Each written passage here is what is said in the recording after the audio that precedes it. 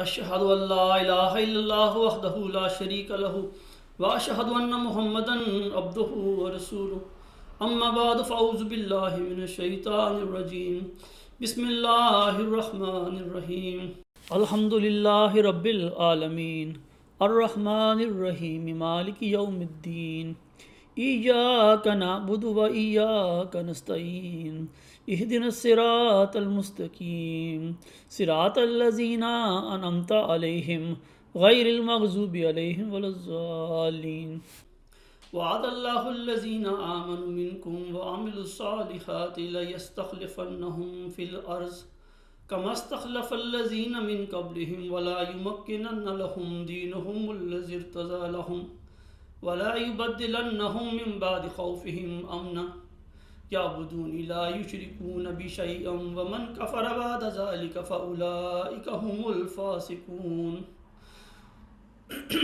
خاکسار نے سورۃ نور کی آیت 56 آپ کے سامنے تلاوت کی ہے۔ اس آیت میں اللہ تعالیٰ فرماتا ہے اللہ تعالیٰ نے تم میں سے ان لوگوں کے ساتھ جو ایمان لائے اور اچھے عمل کرتے ہیں وعدہ فرمایا ہے کہ وہ انہیں زمین میں ضرور خلیفہ بنائے گا، جیسا کہ انہیں خلیفہ بنایا تھا جو ان سے پہلے تھے، اور وہ ان کے لیے ان کے دین کو جو اس نے ان کے لیے پسند کیا ہے مضبوطی سے قائم کر دے گا، اور ان کے خوف کی حالت کے بعد وہ ان کے لیے امن کی حالت تبدیل کر دے گا۔ وہ میری عبادت کریں گے اور کسی چیز کو میرا شریک نہیں بنائیں گے، اور جو لوگ اس کے بعد بھی انکار کریں گے وہ نافرمانوں میں قرار دیے جائیں گے۔ سورۃ نور کی اس آیت میں اللہ تعالیٰ نے امت محمدیہ کو خلافت کا وعدہ بخشا ہے۔ اب سوال یہ ہے کہ خلافت سے کیا مراد ہے؟ قرآن کریم کے مطالعے سے معلوم ہوتا ہے کہ امت مصفیہ کو اللہ تعالیٰ نے الہامی خلافت یعنی انبیاء و مجددین کی خلافت عطا فرمائی تھی، لہٰذا قرآن کریم کی دیگر آیات کی طرح اس آیت سے بھی یہی معلوم ہوتا ہے کہ امت محمدیہ میں اللہ تعالیٰ حضور صلی اللہ علیہ وسلم کی غلامی میں قیامت تک انبیاء و مرسلین و مجددین کو مبعوث فرماتا رہے گا، جو اللہ تعالیٰ سے براہ راست علم و حکمت اور روح القدس پا کر یا با الفاظ دیگر روحانی زندگی اور باطنی بینائی پا کر دین اسلام کی تجدید کا کام کریں گے۔ اس روحانی زندگی اور باطنی بینائی کو دوسرے لفظوں میں خلافت کہتے ہیں، جیسا کہ حضرت امام مہدی و مسیح موعود علیہ السلام فرماتے ہیں، برائے خدا سوچو کہ اس آیت کے یہی معنی ہیں کہ ہمیشہ قیامت تک تم میں روحانی زندگی اور باطنی بینائی رہے گی، اور غیر مذہب والے تم سے روشنی حاصل کریں گے، اور یہ روحانی زندگی اور باطنی بینائی جو غیر مذہب والوں کو حق کی دعوت کرنے کے لیے اپنے اندر لیاقت رکھتی ہے، یہی وہ چیز ہے جس کو دوسرے لفظوں میں خلافت کہتے ہیں۔ روحانی خزائن جلد 20 صفحہ 355۔ اب سوال یہ ہے کہ لفظ خلیفہ کا لفظ جو آیت استخلاف سے مفہوم ہوتا ہے، اس سے کیا مراد ہے یا اس کے کیا معنی ہیں؟ حضرت حق مودل امام مہدی و مسیح موعود علیہ السلام فرماتے ہیں، خلیفہ جانشین کو کہتے ہیں، اور رسول کا جانشین حقیقی معنوں کے لحاظ سے وہی ہو سکتا ہے جو ذلی طور پر رسول کے کمالات اپنے اندر رکھتا ہو۔ روحانی خزائن جلد 6 صفحہ 353۔ اسی طرح آپ علیہ السلام فرماتے ہیں، خلیفہ کے معنی جانشین کے ہیں تو جو تجدید دین کرے، نبیوں کے زمانے کے بعد جو تاریکی پھیل جاتی ہے اس کو دور کرنے کے واسطے جو ان کی جگہ آتے ہیں، انہیں خلیفہ کہتے ہیں۔ ملفوظات جلد 2 صفحہ 666۔ سامعین کرام، حضرت صلی اللہ علیہ وسلم حضرت مہدی و مسیح موعود علیہ السلام کی طرح بلکہ آپ سے بہت بڑھ کر اللہ تعالیٰ کی ایک مجسم قدرت تھے۔ آپ صلی اللہ علیہ وسلم نے اپنے بعد جس قدرت ثانیہ کا ذکر فرمایا، اس کے 2 روپ تھے۔ اس کا پہلا روپ انتخابی یا مشاورتی خلافت کا تھا۔ آپ صلی اللہ علیہ وسلم نے قدرت ثانیہ کے اس انتخابی یا مشاورتی روپ کے متعلق اصولی طور پر فرمایا تھا، جیسا کہ حضرت عبد الرحمن بن سہل رضی اللہ تعالیٰ عنہ بیان کرتے ہیں کہ رسول اللہ صلی اللہ علیہ وسلم نے فرمایا، ہر نبوت کے بعد خلافت ہوتی ہے اور ہر خلافت کے بعد ملوکیت ہوتی ہے۔ یہ حدیث احمدیہ بلیٹن جرمنی بابت مئی 2005 شمارہ نمبر 5 جلد نمبر 12 باحوالہ کنز اعمال کتاب الفتن من قسم الافعال فصل فی متفرقات الفتن جلد 11 صفحہ 115 حدیث نمبر 31444۔ سامعین کرام، آپ صلی اللہ علیہ وسلم نے اللہ تعالیٰ سے علم پا کر یہ بھی فرمایا تھا کہ میرے بعد قدرت ثانیہ کا یہ انتخابی سلسلہ 30 سال رہ کر ختم ہو جائے گا اور اس کی جگہ ملوکیت اور بادشاہت لے لے گی۔ اور بعد ازاں حالات و واقعات نے آپ صلی اللہ علیہ وسلم کے بیان پر مہر تصدیق ثبت فرما دی تھی۔ حضور صلی اللہ علیہ وسلم نے اللہ تعالیٰ کے اس وعدے کے موافق جو اس نے انا نحن نزلنا الذکر و انا لہ لحافظون میں فرمایا تھا، اپنے بعد قدرت ثانیہ کے ایک دوسرے روپ کا ذکر فرماتے ہوئے اس کے متعلق فرمایا کہ یہ دوسرا سلسلہ دائمی ہوگا، جیسا کہ آپ صلی اللہ علیہ وسلم فرماتے ہیں قال رسول اللہ صلی اللہ علیہ وسلم ان اللہ یبعث لہذہ الامۃ علی راس کل 100 سنۃ من یجدد لہا دینہا۔ مشکوٰۃ شریف جلد 1 صفحہ 71 بحوالہ سنن ابو داؤد کتاب جلد 2 کتاب الملاحم باب ما یذکر فی کرن المیت۔ یعنی رسول خدا صلی اللہ علیہ وسلم نے فرمایا کہ اللہ تعالیٰ اس امت کے لیے ہر صدی کے سر پر ایک شخص کو مبعوث فرمائے گا جو اس کے لیے دین کو تازہ کرے گا۔ بعد ازاں حالات و واقعات نے اس سچائی پر بھی مہر تصدیق ثبت فرما دی کہ آپ صلی اللہ علیہ وسلم کے بعد قدرت ثانیہ کا یہ دوسرا سلسلہ ہی دائمی تھا، کیونکہ اس کا سلسلہ آج تک ختم نہیں ہوا اور نہ انشاءاللہ قیامت تک ختم ہوگا۔ اس ضمن میں حضرت حاکم و عدل امام مہدی و مسیح موعود علیہ السلام فرماتے ہیں اللہ تعالیٰ نے اس امت کے لوگوں سے وعدہ فرمایا ہے کہ وہ انہیں کبھی ضائع نہیں کرے گا، بلکہ جب وہ گمراہ ہو جائیں گے اور اندھیروں میں گر جائیں گے تو ان پر لیلۃ القدر کا زمانہ آئے گا اور روح زمین پر نازل ہوگا، یعنی اللہ تعالیٰ اپنے بندوں میں سے جس پر اسے چاہے گا اتارے گا اور اسے مجدد بنا کر مبعوث فرمائے گا، اور روح کے ساتھ ملائکہ بھی نازل ہوں گے جو لوگوں کے دلوں کو حق اور ہدایت کی طرف کھینچ کر لائیں گے، اور یہ سلسلہ قیامت تک منقطع نہیں ہوگا۔ اس کا حوالہ ہے حمامۃ البشرا صفحہ 92 تا 93۔ حضرت امام مہدی و مسیح موعود علیہ السلام بذات خود حضرت صلی اللہ علیہ وسلم کی بیان فرمودہ اسی قدرت ثانیہ کے سلسلے کے 13ویں مظہر تھے۔ یہ بات نہایت اہم اور یاد رکھنے کے لائق ہے کہ احمدی قدرت ثانیہ محمدی قدرت ثانیہ کا ہی ذل ہے اور اس کا تسلسل ہے، اور ذل کے لیے ممکن نہیں کہ وہ کسی بھی رنگ میں اصل پر برتری حاصل کر لے۔ اللہ تعالیٰ نے فنا فی رسول ہونے کی بدولت حضرت مرزا غلام احمد علیہ السلام کو اپنے آقا صلی اللہ علیہ وسلم کا کامل ذل بنایا تھا۔ اب یہ کس طرح ممکن تھا کہ اللہ تعالیٰ آپ کی جماعت کو آپ کے آقا محمد مصطفیٰ صلی اللہ علیہ وسلم کی جماعت کا ذل نہ بناتا؟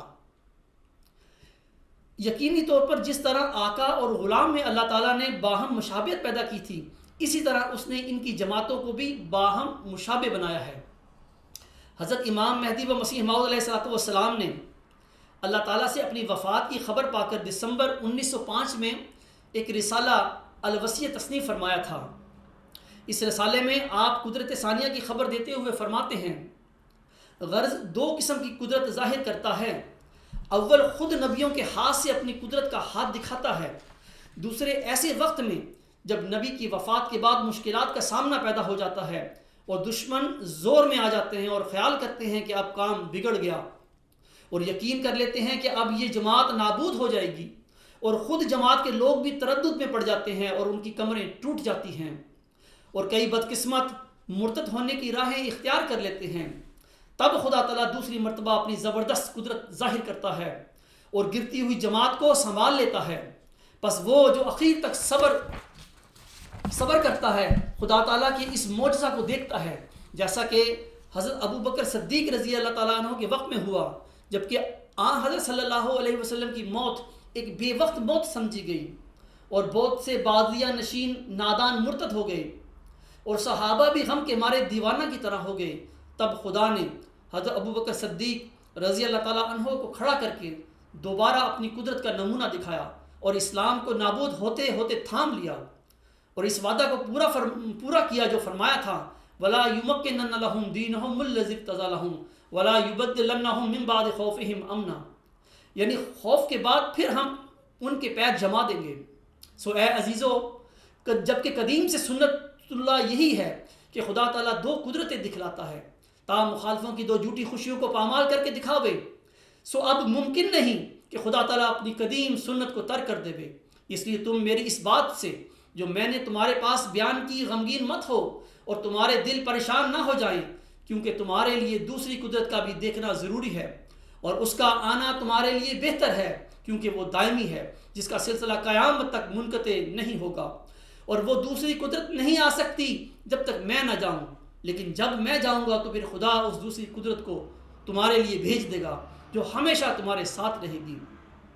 میں خدا کی ایک مجسم قدرت ہوں، اور میرے بعد بعض اور وجود ہوں گے جو دوسری قدرت کا مظہر ہوں گے۔ سو تم خدا کی قدرت ثانی کے انتظار میں اکٹھے ہو کر دعا کرتے رہو، اور چاہیے کہ ہر ایک صالحین کی جماعت ہر ایک ملک میں اکٹھے ہو کر دعا میں لگے رہیں تا دوسری قدرت آسمان سے نازل ہو اور تمہیں دکھاوے کہ تمہارا خدا ایسا قادر ہے۔ اپنی موت کو قریب سمجھو، تم نہیں جانتے کہ کس وقت وہ گھڑی آ جائے گی۔ اور چاہیے کہ جماعت کے بزرگ جو نفس پاک رکھتے ہیں میرے نام پر میرے بعد لوگوں سے بیعت لیں۔ خدا تعالیٰ چاہتا ہے کہ ان تمام روحوں کو جو زمین کی متفرق آبادیوں میں آباد ہیں، کیا یورپ اور کیا ایشیا، ان سب کو جو نیک فطرت رکھتے ہیں توحید کی طرف کھینچے اور اپنے بندوں کو دین واحد پر جمع کرے۔ یہی خدا تعالیٰ کا مقصد ہے جس کے لیے میں دنیا میں بھیجا گیا۔ سو اس مقصد کی پیروی کرو، مگر نرمی اور اخلاق اور دعاؤں پر زور دینے سے، اور جب تک کوئی خدا سے روح القدس پا کر کھڑا نہ ہو، سب میرے بعد مل کر کام کرو۔ اس کا حوالہ ہے الوصیت روحانی خزائن جلد 20 صفحہ 304 تا 307۔ اسی طرح آپ علیہ السلام مزید صفحہ نمبر 306 کے حاشیہ پر فرماتے ہیں، آپ فرماتے ہیں ایسے لوگوں کا انتخاب مومنوں کی اتفاق رائے پر ہوگا، پس جس شخص کی نسبت 40 مومن اتفاق کریں گے کہ وہ اس بات کے لائق ہے کہ میرے نام پر لوگوں سے بیعت لے، وہ بیعت لینے کا مجاز ہوگا، اور چاہیے کہ وہ اپنے تئیں دوسروں کے لیے نمونہ بناوے۔ خدا نے مجھے خبر دی ہے کہ میں تیری جماعت کے لیے تیری ہی ذریت سے ایک شخص کو قائم کروں گا اور اس کو اپنے قرب اور وحی سے مخصوص کروں گا، اس کے ذریعے حق ترقی کرے گا اور بہت سے لوگ سچائی کو قبول کریں گے۔ سو ان دنوں کے منتظر رہو، اور تمہیں یاد رہے کہ ہر ایک کی شناخت اس کے وقت میں ہوتی ہے، اور قبل از وقت ممکن ہے کہ وہ معمولی انسان دکھائی دے یا بعض دھوکہ دینے والے خیالات کی وجہ سے قابل اعتراض ٹھہرے، جیسا کہ قبل از وقت ایک کامل انسان بننے والا بھی پیٹ میں صرف ایک نطفہ یا علقہ ہوتا ہے۔ سامعین کرام، یہ رسالہ الوصیت میں حضرت مہدی و مسیح موعود علیہ السلام کی وہ تحریر ہے جس میں آپ علیہ السلام نے اپنی وفات کے بعد قدرت ثانیہ اور جماعتی ڈھانچے کا مفصل ذکر فرمایا ہے۔ آپ علیہ السلام کے ان الفاظ سے یہ ظاہر ہے کہ حضور صلی اللہ علیہ وسلم کی طرح آپ علیہ السلام کے بعد بھی، آپ علیہ السلام نے اپنی وفات کے بعد بھی قدرت ثانیہ کا ذکر فرمایا ہے، اور اس قدرت ثانیہ کے بھی دو روپ ہیں۔ اس کا پہلا روپ انتخابی روپ ہے اور دوسرا الہامی روپ۔ احمدی قدرت ثانیہ کا پہلا انتخابی روپ خلافت راشدہ کی طرح عبوری یعنی انٹرم تھا، لیکن اس کا دوسرا روپ اسی الہامی قدرت ثانیہ کا تسلسل تھا، جس کے متعلق حضرت فخر الرسول صلی اللہ علیہ وسلم نے فرمایا تھا کہ اللہ تعالیٰ ہر صدی کے سر پر اس امت کے لیے ایک شخص کو مبعوث فرمائے گا جو اس کے لیے دین کو تازہ کرے گا۔ اس رسالہ کے لکھتے وقت یعنی دسمبر 1905 میں یہ الہامی موت قدرت ثانیہ آپ علیہ السلام کے ذہن میں 20 فروری 1886 کی الہامی پیشگوئی کا مصداق اور آپ کے بقول 3 کو 4 کرنے والا آپ کا فرزند ارجمند صاحبزادہ مبارک احمد تھا، جس نے روح القدس پا کر کھڑے ہونا تھا۔ لیکن اس موت قدرت ثانیہ سے پہلے آپ علیہ السلام نے جماعت کے عبوری انتظام کے لیے ایک انجمن کے قیام کے ساتھ کسی بزرگ کے انتخاب اور اس کی طریقہ انتخاب کا بھی ذکر فرمایا ہے۔ اس رسالے میں آگے چل کر اپنی وفات تک بڑے واضح اور معین الفاظ میں انجمن کو اپنا جانشین قرار دیا ہے، جیسا کہ آپ علیہ السلام فرماتے ہیں چونکہ انجمن خدا کے مقرر کردہ خلیفہ کی جانشین ہے، اس لیے انجمن کو دنیا داری کے رنگوں سے بکلی پاک رہنا ہوگا اور اس کے تمام معاملات نہایت صاف اور انصاف پر مبنی ہونے چاہیے۔ روحانی خزائن جلد 20 صفحہ 325۔ سامعین کرام، حضرت مہدی و مسیح موعود علیہ السلام کی تحریک سے ظاہر ہے کہ آپ علیہ السلام کی وفات کے بعد جب کوئی آپ کا جانشین منتخب ہوگا تو یہ انجمن اسی طرح اس کی نگرانی میں کام کرے گی اس وقت تک جب تک کوئی خدا سے روح القدس پا کر کھڑا نہیں ہوتا۔ یعنی جب کوئی شخص خدا سے روح القدس پا کر مبعوث ہو جائے گا تو پھر سب کو اس کی پیروی کرنی ہوگی، جیسا کہ حضرت امام مہدی و مسیح موعود علیہ السلام فرماتے ہیں، اور چاہیے کہ جماعت کے بزرگ جو نفس پاک رکھتے ہیں میرے نام پر میرے بعد لوگوں سے بیعت لیں۔ خدا تعالیٰ چاہتا ہے کہ ان تمام روحوں کو جو زمین کی متفرق آبادیوں میں آباد ہیں، کیا یورپ اور کیا ایشیا، ان سب کو جو نیک فطرت رکھتے ہیں توحید کی طرف کھینچے اور اپنے بندوں کو دین واحد پر جمع کرے۔ یہی خدا تعالیٰ کا مقصد ہے جس کے لیے میں دنیا میں بھیجا گیا۔ سو تم اس مقصد کی پیروی کرو، مگر نرمی اور اخلاق اور دعاؤں پر زور دینے سے، اور جب تک کوئی خدا سے روح القدس پا کر کھڑا نہ ہو، سب میرے بعد مل کر کام کرو۔ سامعین کرام، حضور علیہ السلام نے ان الفاظ میں وضاحت فرما دی ہے کہ میرے بعد بعض لوگ منتخب ہوں گے اور یہ لوگ نگران ہوں گے اور انتظامی امور چلائیں گے اس وقت تک جب تک کوئی خدا سے روح القدس پا کر کھڑا نہیں ہوتا، اور جب کوئی خدا سے روح القدس پا کر کھڑا ہو گیا تو پھر جماعت کو اس کی پیروی کرنی ہوگی۔ حضور علیہ السلام مزید فرماتے ہیں، اس لیے تم میری اس بات سے جو میں نے تمہارے پاس بیان کی ہے غمگین مت ہو اور تمہارے دل پریشان نہ ہو جائیں، کیونکہ تمہارے لیے دوسری قدرت کا بھی دیکھنا ضروری ہے اور اس کا آنا تمہارے لیے بہتر ہے، کیونکہ وہ دائمی ہے جس کا سلسلہ قیامت تک منقطع نہیں ہوگا، اور وہ دوسری قدرت نہیں آ سکتی جب تک میں نہ جاؤں، لیکن جب میں جاؤں گا تو پھر خدا اس دوسری قدرت کو تمہارے پاس بھیج دے گا جو ہمیشہ تمہارے ساتھ رہے گی۔ میں خدا کی ایک مجسم قدرت ہوں اور میرے بعد بعض اور وجود ہوں گے جو دوسری قدرت کا مظہر ہوں گے۔ سامعین کرام، حضرت مہدی و مسیح موعود علیہ السلام کی اس عبارت سے دو شبہات پیدا ہوتے ہیں یا ہو سکتے ہیں۔ پہلا شبہ یہ کہ حضرت حضور علیہ السلام کے بعد جو لوگ ان کے جانشین منتخب ہوں گے وہی قدرت ثانیہ کے مظاہر ہیں، اور دوسرا شبہ یہ کہ حضور علیہ السلام نے فرمایا ہے کہ یہ انتخابی خلفاء کا سلسلہ دائمی ہوگا اور قیامت تک منقطع نہیں ہوگا۔ سامعین کرام، یہ دونوں شبہات حضور علیہ السلام کی وصیت کی روشنی میں قطعی بے بنیاد اور غلط ہیں۔ جیسا کہ ہم جانتے ہیں کہ حضرت مہدی و مسیح موعود علیہ السلام کے بعد جاری ہونے والی قدرت ثانیہ اس قدرت ثانیہ کا تسلسل ہے جو حضور صلی اللہ علیہ وسلم کے بعد شروع ہوئی تھی، اور اس کے بھی دو روپ تھے۔ پہلا روپ انتخابی روپ حضرت ابوبکر صدیق رضی اللہ تعالیٰ عنہ کی خلافت سے شروع ہوا تھا۔ اسی طرح حضرت مہدی و مسیح موعود علیہ السلام کی وفات کے بعد منتخب ہونے والے وجود جن کی ابتدا حضرت مولوی نور الدین رضی اللہ تعالیٰ عنہ کے انتخاب سے ہوئی تھی،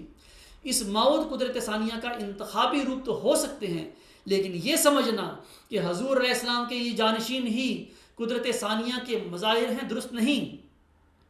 محمدی قدرت ثانیہ کا دوسرا اور اصلی روپ وہ الہامی خلفاء ہیں جو ہر صدی کے سر پر تجدید دین کے لیے روح القدس پا کر کھڑے ہوتے رہے، اور اس کا پہلا مظہر حضرت عمر بن عبدالعزیز رحمۃ اللہ علیہ تھے۔ اس طرح احمدی قدرت ثانیہ کا دوسرا اور اصلی روپ وہ موعود ذکی غلام مسیح الزماں ہے جس نے روح القدس پا کر کھڑے ہونا تھا۔ حضرت خلیفۃ المسیح اول کا بھی یہی اعتقاد تھا، اور آپ کے ساتھ دیگر کنار اصحاب کا بھی یہی اعتقاد تھا۔ اب اس کی تفصیل جو ہے میں آگے چل کر بیان کروں گا۔ انتخابی خلفاء کو بھی قدرت ثانیہ کے مظاہر کہا جا سکتا ہے، لیکن قدرت ثانیہ کے اصلی مظاہر الہامی خلفاء ہی ہوتے ہیں، جیسا کہ انبیاء، بنی اسرائیل اور امت محمدیہ کے مجددین وغیرہ۔ اب میں دوسرے شعبے کی طرف آتا ہوں، وہ یہ کہ یہ انتخابی خلفاء کا سلسلہ دائمی ہوگا اور قیامت تک منقطع نہیں ہوگا۔ تو اس ضمن میں عرض ہے کہ ایک عام مسلمان بھی جانتا ہے کہ حضرت صلی اللہ علیہ وسلم سے بڑھ کر کوئی روحانی وجود نہیں ہو سکتا، اور نہ ہی اصحاب محمد صلی اللہ علیہ وسلم سے بڑھ کر اور کسی کے اصحاب متقی ہو سکتے ہیں۔ جب حضور صلی اللہ علیہ وسلم کے بعد انتخابی خلافت راشدہ کا سلسلہ دائمی ثابت نہ ہوا بلکہ 30 سال کی مختصر مدت کے بعد ملوکیت میں بدل گیا، تو پھر آپ صلی اللہ علیہ وسلم کے غلام کی انتخابی خلافت کس طرح دائمی ہو سکتی ہے؟ ہم سب تاریخ اسلام سے بخوبی واقف ہیں۔ اس حقیقت کے باوجود حضرت صلی اللہ علیہ وسلم کے غلام یعنی حضرت مہدی و مسیح موعود علیہ السلام کی انتخابی خلافت کے متعلق خیال کرنا کہ یہ دائمی ہوگی اور قیامت تک منقطع نہیں ہوگی ایک بچگانہ اور مجنونانہ خیال ہے۔ ہاں حضرت صلی اللہ علیہ وسلم کے بعد آپ کی پیشگوئی کے مطابق قدرت ثانیہ کے الہامی مظاہر یا خلفاء کا سلسلہ آج تک جاری و ساری ہے، اور انشاءاللہ تعالی آپ کے بعد یعنی آپ علیہ السلام کے بعد جاری رہے گا۔ حضرت مہدی و مسیح موعود علیہ السلام نے اپنی وصیت میں اسی سلسلے کے دائمی ہونے اور قیامت تک منقطع نہ ہونے کا ارشاد فرمایا تھا۔ حضور علیہ السلام کے بعد اس قدرت ثانیہ کا پہلا مظہر یا خلیفہ آپ کا موعود ذکی غلام ہے، جسے آپ علیہ السلام نے مسلم موعود کا نام دیا تھا، اور اس کے نزول سے پہلے ظاہر ہے کچھ نفسانی لوگ اپنے نفس کا گند احمدیت کے پاکیزہ چہرے پر ملیں گے، اور اسی نفسانی گند کو صاف کرنا اس کی بنیادی ذمہ داری ہوگا۔ سامعین کرام، سورۃ نور کی آیت 56 میں اصلاً اور اولاً الہامی خلفاء کا وعدہ دیا گیا ہے۔ الہامی خلفاء سے مراد ایسا بزرگ ہے جو روح القدس یعنی وحی و الہام پا کر تجدید دین کے لیے کھڑا ہوتا ہے، جیسا کہ حضور علیہ السلام اس کی تصدیق میں فرماتے ہیں، اور من جملہ دلائل قویہ قطعیہ کی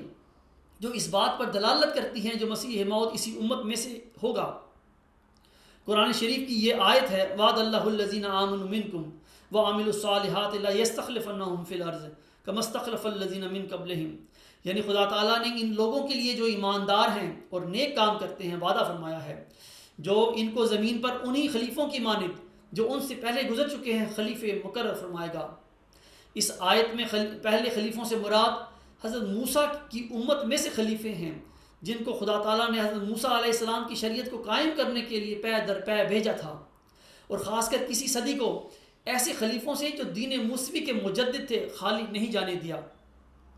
روحانی خزائن جلد 17 صفحہ 123۔ سامعین کرام، حضرت مہدی و مسیح موعود علیہ السلام نے اس آیت استخلاف کے حوالے سے اپنی کتب سر الخلافہ اور الوصیت میں صرف 2 جگہ خلیفہ راشد حضرت ابوبکر صدیق کا ذکر فرمایا ہے، جبکہ بالخصوص اور کثرت کے ساتھ اس کا ذکر انبیاء اور مجددین کے لیے فرمایا ہے۔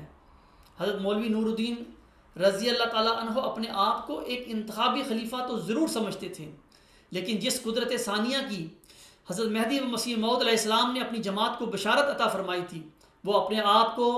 اس کا مصداق ہرگز نہیں سمجھتے تھے۔ آپ رضی اللہ تعالیٰ عنہ کے دور خلافت میں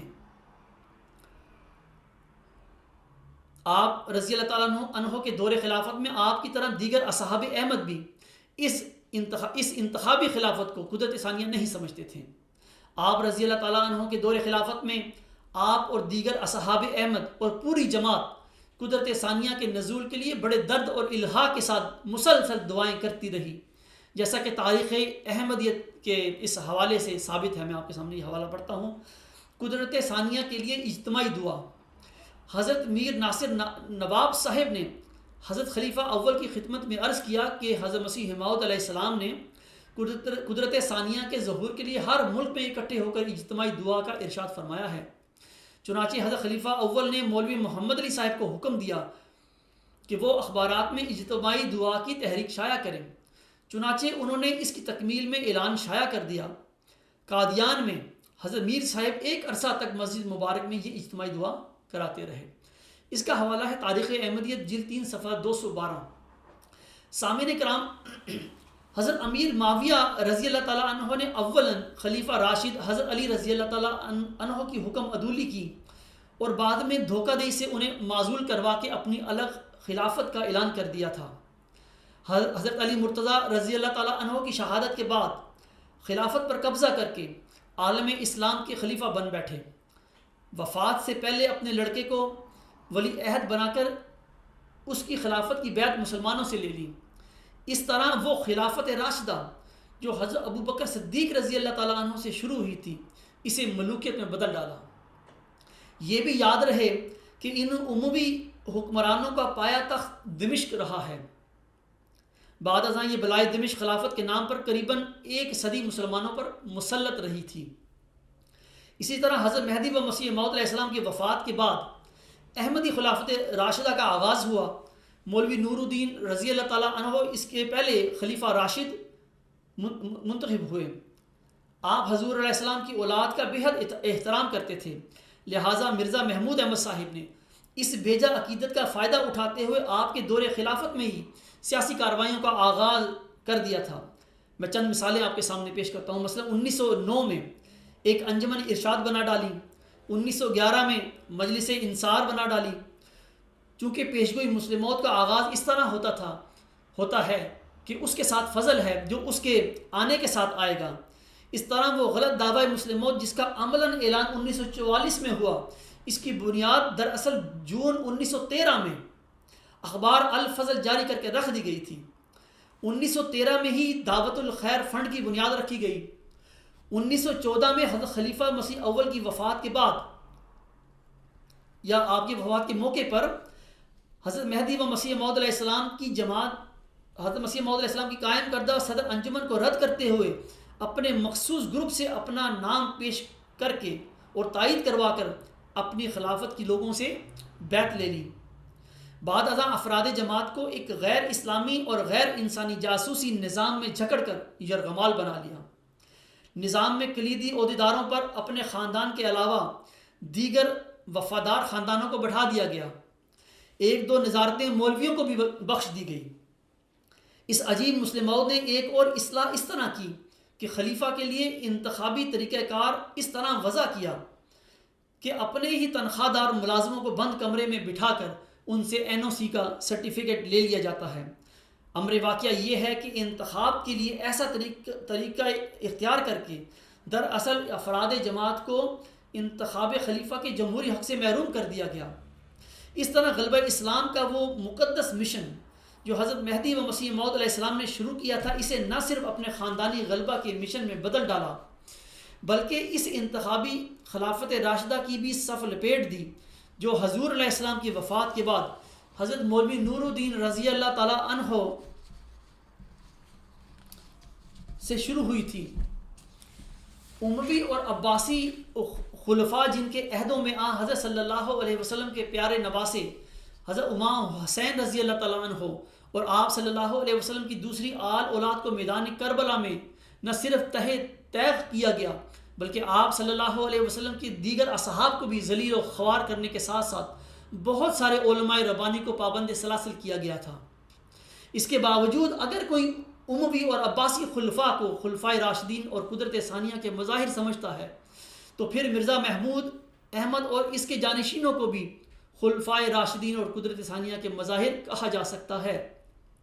خلیفہ خدا بناتا ہے کہ الفاظ کے ساتھ آج تک افراد جماعت کی ذہنی تطہیر کر کے ایک مذہبی مافیا کو خلافت راشدہ ثابت کیا جا رہا ہے۔ یاد رکھیں کہ جو لوگ خدا کے بنائے ہوئے خلیفے ہوتے ہیں انہیں یہ کہنے کی ہرگز ضرورت نہیں ہوتی کہ خلیفہ خدا بناتا ہے، انہیں اپنی سچائی پر کامل یقین ہوتا ہے۔ کیا خلفائے راشدین حضرت ابوبکر صدیق رضی اللہ تعالیٰ عنہ، حضرت عمر فاروق رضی اللہ تعالیٰ عنہ، حضرت عثمان اور حضرت علی رضی اللہ تعالیٰ عنہ نے بھی اپنی زندگی میں یہ شور مچایا تھا کہ انہیں خدا نے خلیفہ بنایا ہے؟ ہرگز نہیں۔ وہ جو مکر و فریب کے ساتھ خلیفے بنتے ہیں چونکہ انہیں اپنے مکر و فریب کا پتہ ہوتا ہے، لہٰذا وہ لوگوں کو مدہوش رکھنے کے لیے ضرور ڈنڈورے پیٹا کرتے ہیں کہ خلیفہ خدا بناتا ہے۔ وہ جو حضرت خلیفۃ المسیح اول کے دور میں نزول قدرت ثانیہ کے لیے دعائیں کرتے اور کرواتے رہے، جب خود مسند خلافت پر بیٹھے تو اس انتخابی خلافت کو ہی قدرت ثانیہ قرار دے دیا۔ ان للہ و انا الیہ راجعون۔ سامعین کرام، حضور علیہ السلام کی رحلت کے بعد آپ کی مظلوم روحانی اولاد یعنی احمدیوں کے ساتھ کیا ہوا؟ حضرت مسیح موعود علیہ السلام کے نام کو تو چھوڑو، خدا کے نام پر 1,24,000 منکر نکیر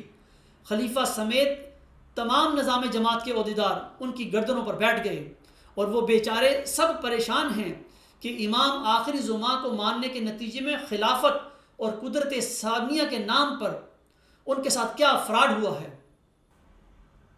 اب تو ایک معمولی فہم رکھنے والا احمدی بھی اس فراڈ کو خوب سمجھ چکا ہے۔ سامعین کرام 19 اپریل 1907 کو حضرت مہدی مسیح موعود علیہ السلام کو الہام ہوا تھا کہ بلائے دمشق، اس الہام میں دمشق کی بلا یعنی اموی نام نہاد خلافت ایسی کسی مصیبت کی طرف اشارہ ہے۔ اللہ تعالیٰ نے حضور علیہ السلام کو اس الہام میں خبر دی تھی کہ آپ کی جماعت کو بھی بلائے دمشق ایسی مصیبت کا سامنا کرنا پڑے گا۔ جیسا کہ میں پہلے بھی ذکر کر آیا ہوں کہ حضور علیہ السلام رسالہ الوصیہ تحریر فرما رہے تھے۔ جب حضور علیہ السلام رسالہ الوصیہ تحریر فرما رہے تھے اس وقت تک، بلکہ یہ کہنا زیادہ مناسب ہوگا کہ 16 ستمبر 1907 تک حضور علیہ السلام پیشگوئی مسلم موعود کا مزداق اپنے لڑکے مبارک احمد کو سمجھتے رہے۔ آپ علیہ السلام کو یہ دھڑکا تھا کہ کہیں کوئی میرے بیٹے مبارک احمد کے لیے بلائے دمشق نہ بن جائے، لیکن ایک معمولی فرق کے ساتھ ہوا وہی جس کا آپ کو خدشہ تھا۔ وہ اس طرح کہ 16 ستمبر 1907 کو اللہ تعالیٰ نے مبارک احمد کو وفات دے کر اپنے پاس بلا لیا، اور اس کے بدلے اکتوبر 1907 میں حضور علیہ السلام کو اس کے مسیح کی بشارت دے دی، جیسا کہ اکتوبر 1907 کے الہام سے ظاہر ہے۔ اللہ تعالیٰ فرماتا ہے اِنَّا نُبَشِّرُكَ بِغُلَامٍ حلیم ينزل منزل المبارک ساکیہ آمدن عید مبارک بادت، تذکرہ صفحہ 622۔ ہم تجھے ایک حلیم غلام کی بشارت دیتے ہیں جو مبارک احمد کی شبیہ ہوگا، اے ساکی عید کا آنا تجھے مبارک ہو۔ اسی طرح ہم دیکھتے ہیں کہ اللہ تعالیٰ نے مسیح مبارک احمد کو حضور علیہ السلام کے گھر میں پیدا نہ فرما کر اس عظیم و شان پیشگوئی مسلم موعود کا رخ آپ کی روحانی ضروریت کی طرف پھیر دیا، اور اس طرح بلائے دمشق کا یزیدی رول آپ کی صلبی اولاد کے حصے میں آ گیا، اور وہ آج تک برابر اس بلائے دمشقی رول کو بڑی ثابت قدمی کے ساتھ نبھا رہی ہے۔ افراد جماعت کو معلوم ہو کہ ان کی مدہوشی کی وجہ سے آج حضرت مہدی و مسیح موعود علیہ السلام کے موعود روحانی فرزند مسلم موعود اور مسیح مبارک احمد کو اس بلائے دمشق کا سامنا ہے۔ ان حقائق کے باوجود اگر کوئی اس بلائے دمشق کو قدرت ثانیہ کے مظاہر سمجھتا ہے تو پھر اللہ اس پر رحم کرے۔ سامعین کرام، موعود ذکی غلام مسیح الزماں مسلم موعود مجدد صدی 5 دہم، موعود مسیح عیسیٰ ابن مریم اور موعود یوسف حضرت عبدالغفار جنبہ علیہ السلام نے اپنا دعویٰ مورخہ 2 اپریل 1993 کو خلیفہ رابع کے سامنے پیش کیا تھا۔ پھر آپ نے اللہ تعالیٰ کی طرف سے توجہ دلانے پر اپنا تفصیلی دعویٰ بما ثبوت اور پس منظر کے 22 فروری 1997 کو خلیفہ رابع کے آگے پیش کیا تھا۔ بعد ازاں خلیفہ رابع صاحب نے مورخہ 30 جولائی 2000 کو جلسہ سالانہ برطانیہ کے تیسرے روز اختتامی خطاب کے موقع پر وہ فرماتے ہیں، آپ فرماتے ہیں پھر ان نشانات کے ظہور کا ذکر کرنے کے بعد آنے والی ترقیات کا ذکر فرمایا کہ دیکھو وہ زمانہ چلا آتا ہے بلکہ قریب ہے کہ خدا اس سلسلے کی دنیا میں بڑی قبولیت پھیلائے گا، اور یہ سلسلہ مشرق اور مغرب اور شمال اور جنوب میں پھیلے گا، اور دنیا میں یہی سلسلہ ہوگا۔ یہ باتیں انسان کی باتیں نہیں، یہ اس خدا کی وحی ہے جس کے آگے کوئی بات انہونی نہیں۔ مذکورہ نشان صداقت میں حضرت اقدس مسیح موعود علیہ السلام نے ایک وعدہ کا بھی ذکر فرمایا ہے، وہ یہ ہے تیری برکات کا دوبارہ نور ظاہر کرنے کے لیے تجھ سے ہی اور تیری ہی نسل میں سے ایک اور شخص کھڑا کیا جائے گا۔ میری عاجزانہ درخواست یہ ہے کہ میرے لیے دعا کریں، خدا مجھے ہی وہ مبارک وجود بنا دے جو حضرت مسیح موعود علیہ السلام کی نسل سے ہے، اور فرمایا یہ وعدہ ہے کہ تیری نسل سے ایک شخص کھڑا کیا جائے گا۔ اس دعا نے مجھے بہت دردناک کر دیا ہے، اور میں اسی درد کے ساتھ آپ سے التجا کرتا ہوں کہ میرے لیے دعائیں کریں۔ سامعین کرام، موعود ذکی غلام مسیح الزماں مسلم موعود حضرت عبدالغفار جنبہ علیہ السلام نے اتمام حجت کے لیے امام جماعت احمدیہ مرزا طاہر احمد صاحب کے آگے اپنا تفصیلی دعویٰ اپنے تیسرے خط اور کتابی صورت میں 21 مئی 2002 کو پیش فرمایا تھا۔ بعد ازاں جناب مرزا طاہر احمد صاحب نے نہ صرف مکمل خاموشی اختیار کر لی بلکہ آپ علیہ السلام کے دعویٰ کو افراد جماعت سے چھپا کر اپنے زوم میں آپ علیہ السلام کو افراد جماعت کی نظروں سے اوجھل کر کے عملاً خدا کے فیصلے کو ماننے سے انکار کر دیا تھا۔ کیونکہ خلیفہ ثانی کی طرح آپ کے اندر بھی یہ شدید خواہش پیدا ہو چکی تھی کہ خدا آپ کو ہی وہ مبارک وجود بنا دے وغیرہ۔ جو خلیفہ راشد نہ ہوں اور اپنے اندر ابلیسی تکبر پیدا کر چکے ہوں، بھلا وہ اس طرح کے کٹھن امتحانوں میں کیسے کامیاب ہو سکتے ہیں؟ حضرت مہدی و مسیح موعود علیہ السلام کو اپنے موعود یوسف کے متعلق الہام ہوا تھا کہ انی سا انصرک نصرت و فتح و ظفر تا بست سال انی لا آجد ریحا یوسف لولا ان تفندون۔ تذکرہ صفحہ 119۔ میں تجھے جلد ہی مدد دوں گا، نصرت اور فتح اور ظفر 20 سال تک۔ میں یوسف کی خوشبو پاتا ہوں اگر تم مجھے بہکا ہوا نہ کہو۔ سامعین کرام، حضرت عبدالغفار جنبہ علیہ السلام نے مئی 2002 میں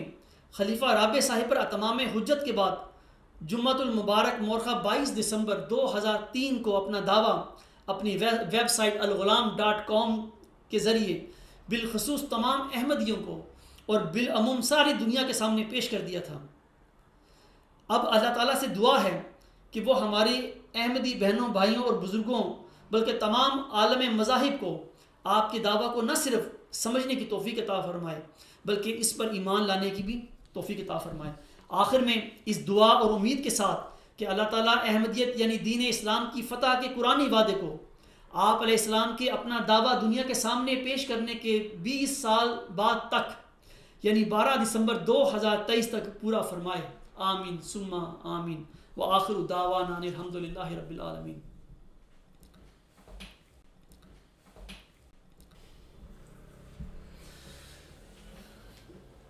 الحمد للہ نحمدہ ونستعینہ ونستغفرہ ونؤمن بہ ونتوکل علیہ ونعوذ باللہ من شرور انفسنا ومن سیئات اعمالنا من یہدہ اللہ فلا مضل لہ ومن یضللہ فلا ہادی لہ ونشہد ان لا الہ الا اللہ ونشہد ان محمدا عبدہ ورسولہ۔ عباد اللہ رحمکم اللہ، ان اللہ یأمر بالعدل والإحسان وإیتاء ذی القربى وینہی عن الفحشاء والمنکر والبغی یعظکم لعلکم تذکرون۔ اذکروا اللہ یذکرکم وادعوہ یستجب لکم ولذکر اللہ اکبر۔